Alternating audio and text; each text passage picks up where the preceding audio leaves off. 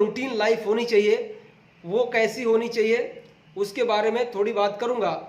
ठीक है, क्योंकि देखिए अगर आपका लाइफ स्टाइल ठीक नहीं है तो आईबीएस आपका जल्दी ठीक नहीं होगा।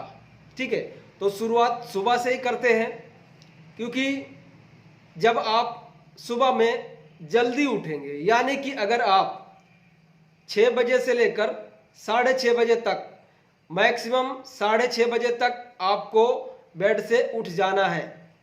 अगर आप 6:30 या 7 बजे के बाद में आप सोकर उठेंगे तो आपका जो पेट है कभी भी साफ नहीं होगा। ठीक, ये गलती आप अगर कर रहे हैं तो प्लीज़ इसको बंद करें और सुबह में जल्दी उठने का कोशिश करें, अलार्म लगाएं, और अगर आईबीएस ठीक करना है तो आईबीएस के पीछे पड़ जाइए। ठीक है, उसके बाद दूसरी जो गलती है ये करते हैं हम कि पानी नहीं पीते। बहुत लोगों को एलर्जी होता है पानी से, लेकिन आपको अर्ली मॉर्निंग उठना है, सुबह जल्दी उठना है। जल्दी उठने के बाद आपको 2 से 3 गिलास पानी पीना है, वो भी गर्म करके, ज़्यादा गर्म नहीं करना है। एक चीज़ और बता देता हूँ कि जिनको बहुत ज़्यादा सीवियर कॉन्स्टिपेशन है उनको पानी ज़्यादा गर्म नहीं पीना है, हल्का एकदम हल्का गर्म करना है और आपको पीना है। और जिन्हें डायरिया है या लूज मोशन है वो लोग गर्म पानी पी सकते हैं, लेकिन इतना भी गर्म नहीं करना है कि आपका होंठ जल जाए या जीभ जल जाए, उतना गर्म आपको नहीं करना है। ठीक, उसके बाद में हम नाश्ते में कुछ भी तली हुई चीज़ें नहीं लें, पराठा नहीं लें, उसमें घी नहीं लगा होना चाहिए, दूध का कोई आइटम नहीं होना चाहिए, तला हुआ नहीं होना चाहिए। इस चीज़ का खास ध्यान रखें। इसमें आप बिल्कुल हल्का लाइट भोजन लें, रोटी बनवाएं। अगर सुबह में नाश्ता करना है तो वो भी आप लाइट लें, और अगर ड्राई फ्रूट्स वगैरह लेते हैं जो मैंने बता रखे हैं तो बहुत अच्छी बात है, उसको भी आपको रात में भिगो देना है, तभी आपको सुबह लेना है। ऐसे भी कोई ड्राई फ्रूट्स आपको खाना नहीं है खाली पेट, नहीं तो उससे और भी ज़्यादा आपको दिक्कत हो जाएगी। उसके बाद में दोपहर का जो भी आप लंच करेंगे, ठीक है, तो उसमें आपको सलाद होना चाहिए। अब सलाद कैसा होना चाहिए ये भी आप मैटर करता है, क्योंकि कई बार होता क्या है कि हम सलाद खाते हैं तो कच्चा कच्चा सलाद हमारे स्टूल में निकल जाता है, उसका कुछ मिलता नहीं है न्यूट्रिशंस, क्योंकि हमारा डाइजेशन ठीक नहीं है। तो हमें क्या करना है कि सलाद को मिक्स करके थोड़ी देर तक उसे हम बॉयल कर लेंगे, उसके बाद उसे खाएंगे। भोजन से पहले आप सलाद खा लीजिए, उसके बाद आप रोटी सब्जी खा सकते हैं। ठीक, उसके बाद में 3-4 बजे आप नाश्ता करें जो आपको पचता हो, यानी कि आपको खुद ही अपने बॉडी पे एब्जर्व करना है कि मैं क्या लेता हूं तो मुझे दिक्कत नहीं होती और क्या ले लेता हूं तो दिक्कत बढ़ जाती है। तो ऐसे ही कुछ चीज़ें लें कि जिससे आपको दिक्कत ना हो, क्योंकि देखिए सेल्फ ऑब्जर्वेशन बहुत ज़रूरी है। ठीक है, जब तक आप दूसरों के दम पर चलते रहेंगे, दूसरा कोई बता दिया आपको वीडियो में, यूट्यूब में देख लिया आपने वीडियो कि ये अच्छा डाइट है, ये अच्छा डाइट है, उसने बताया है, उसने बताया है, नहीं, आपको कभी भी वो डाइट डाइजेस्ट जल्दी नहीं होगा। ठीक है, हो भी सकता है, क्योंकि देखिए हर एक पेशेंट का जो कंडीशन है वो बिल्कुल अलग अलग है, और ये जो पचेगा नहीं पचेगा ये आपके कंडीशन के ऊपर डिपेंड करता है। हर एक पेशेंट की जो प्रकृति है वो अलग अलग है, किसी को बॉडी ज़्यादा एसिडिक है, किसी को नहीं है, किसी को भूख ज़्यादा लग रही है, किसी को नहीं लग रही है, किसी का ब्लड ओ ग्रुप है, किसी का बी है। तो ये सबके अलग अलग हैं, और इसी तरह से ये काम करती है कि आपको कौन सा भोजन पचेगा कौन सा नहीं पचेगा। ठीक है, हम भी यहाँ पर जब सब्जियाँ कई बार देते हैं, कद्दू की सब्जी, तो बहुत लड़के बोलते हैं कि कद्दू की सब्जी बहुत अच्छी बनी थी, बहुत अच्छा लगता है और बहुत अच्छा लग रहा है, ट्रीटमेंट भी लेते हैं। लेकिन कोई उसमें से 1-2 पेशेंट ऐसा भी बोलता है कि कद्दू की सब्जी खाने के बाद में थोड़ा सा ब्लोटिंग हुआ। ठीक, तो ये भी कंडीशंस होती है कि किसी पेशेंट को अच्छा लगता है, किसी को नहीं लगता। तो आपको सेल्फ ऑब्जर्वेशन करना बहुत ज़रूरी है, तभी आप आईबीएस पर विजय प्राप्त कर पाएंगे। ठीक है, और दूसरा, सुबह में आप मान लीजिए ट्रीटमेंट ले रहे हैं, अगर यहाँ पर आप ट्रीटमेंट लेते हैं तो हमने जो खुद का अपना योगा बनाया हुआ है कि आईबीएस के लिए ये योगा करना है तो यही हम करवाते हैं पेशेंट को, और उससे ज़्यादा भी कुछ करवाते नहीं हैं। और अगर आप यहाँ पर नहीं ट्रीटमेंट नहीं ले रहे हैं, कहीं और से वीडियो भी देख रहे हैं, तो भी आप ऐसे योगा मत कीजिए कि जिससे आपकी नाभि ज़्यादा खिसक जाए ऊपर की तरफ, ठीक। और आपको ज़्यादा रनिंग नहीं करना है, आपको जॉगिंग नहीं करना है, आपको कोई वजन उठाने वाला काम नहीं करना है। क्योंकि देखिए, मैं नाभि को बीच में इसलिए लाता हूँ क्योंकि ज़्यादातर मेरे पास जो पेशेंट आते हैं, लगभग 90%, 90 क्या, आपको मैं कह सकता हूँ कि 98% जो पेशेंट हैं उनकी नाभि जो है खिसकी हुई मिलती है मुझे, ठीक है। तो इसलिए कहता हूँ कि कोई ऐसा आसन भी ना करें जिससे नाभि खिसक जाए। मैंने बहुत सारे वीडियो में बता भी रखा है कि आपको भुजंगासन नहीं करना है, और इस तरह के आपको बहुत सारे कपालभाति नहीं करना है, बहुत सारी चीज़ें मैंने बता रखी हैं कि आपको ये चीज़ें नहीं करनी है, नहीं तो आपकी नाभि जो है और खिसक जाएगी। इस चीज़ का ध्यान रखिए। और शाम को बात कर रहा था कि नाश्ते में, तो वो भी आपको जो पच जाता हो वही आप लीजिए, और शाम को बिल्कुल हल्का भोजन लीजिए। हल्का भोजन का मतलब क्या है, खिचड़ी बनवाइए दलिया की, कभी दलिया की खिचड़ी बनवाइए, कभी चावल की खिचड़ी बनवाइए, लेकिन इस चीज़ का ध्यान रहे कि रात में जो भी हम सब्जी खिचड़ी खाएंगे उसके अंदर 2 या 3 तरह की सब्जी होनी चाहिए।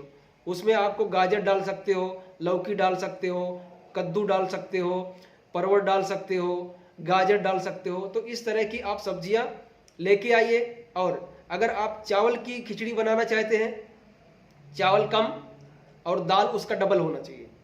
दाल आपको मूंग की दाल छिलका वाली हो या बिना छिलका वाली हो, दोनों ले सकते हैं, ये मैं बता देता हूँ।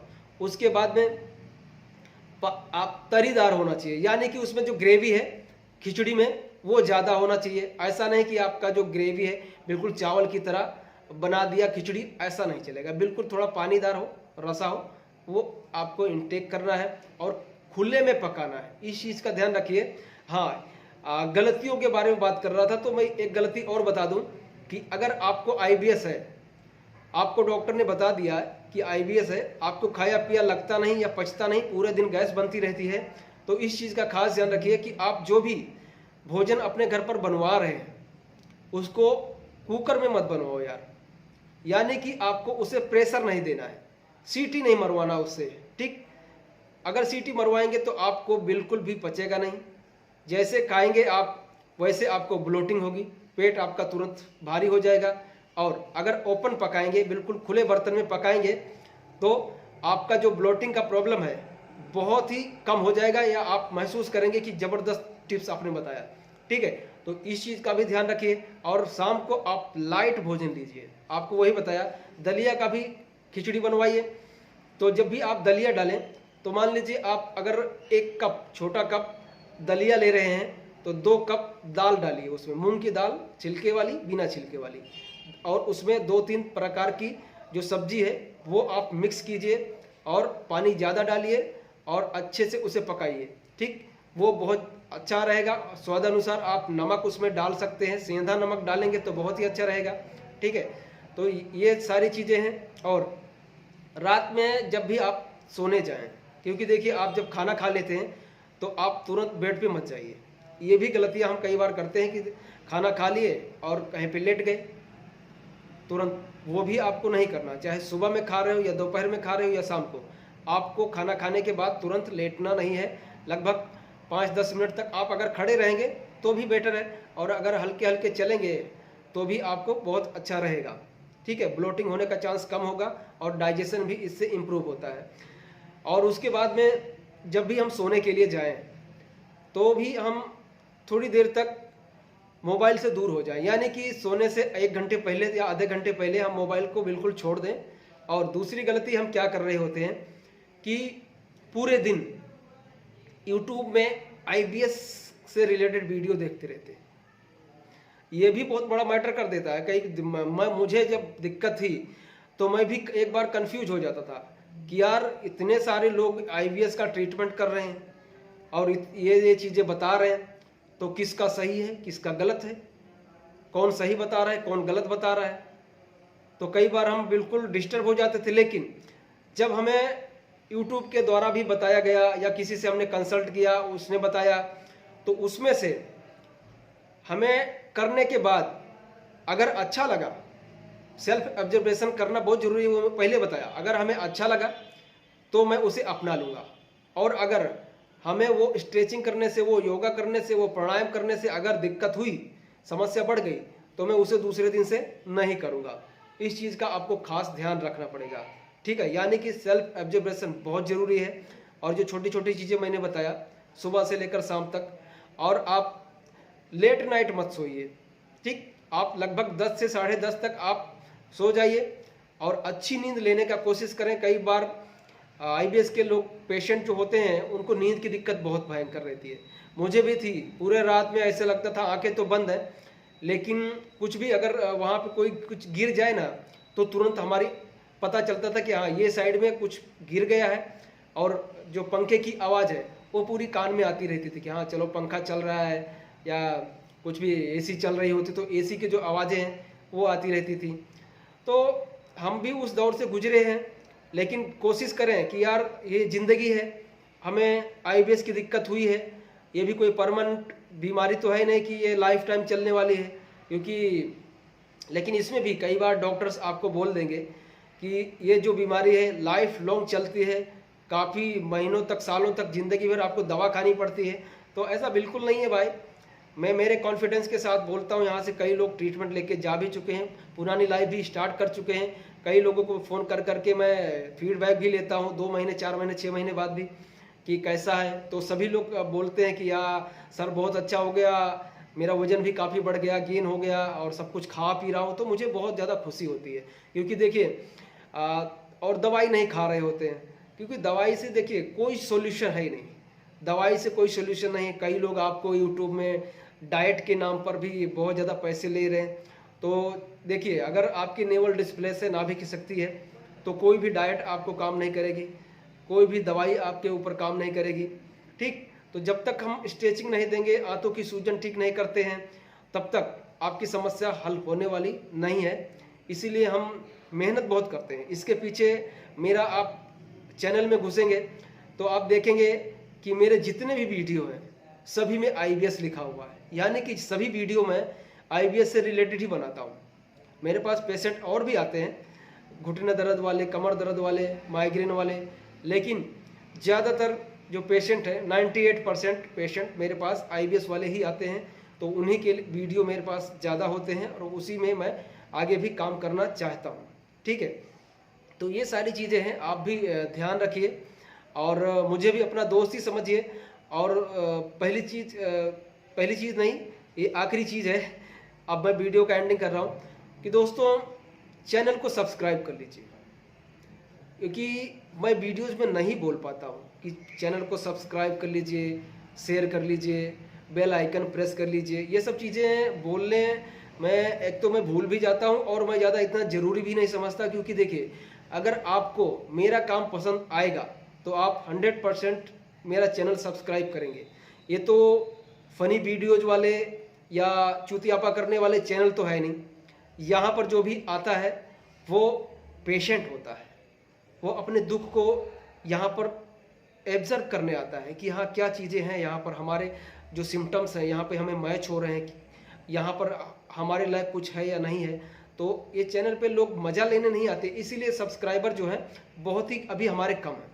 धीरे धीरे बढ़ेंगे, जैसे जैसे हमारा काम बढ़ेगा धीरे धीरे सब कुछ बढ़ता है। ये सब चीज़ें होती रहेंगी, लेकिन अगर आप पहली बार देख रहे हैं, चैनल को सब्सक्राइब नहीं किया तो प्लीज़ सब्सक्राइब कर लीजिए, ठीक है दोस्तों। तो इन सब चीज़ों का खास ध्यान रखिए। आप लोगों को धन्यवाद।